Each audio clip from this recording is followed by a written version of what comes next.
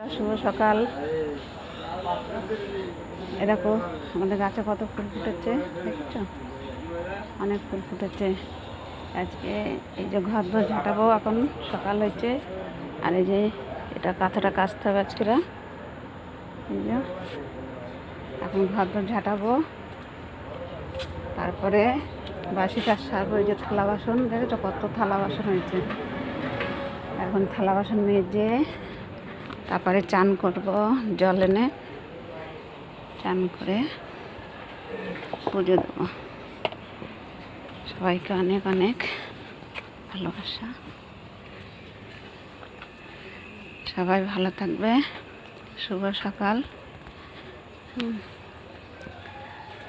সবাই অনেক অনেক লাইক, শেয়ার, কমেন্ট করবে।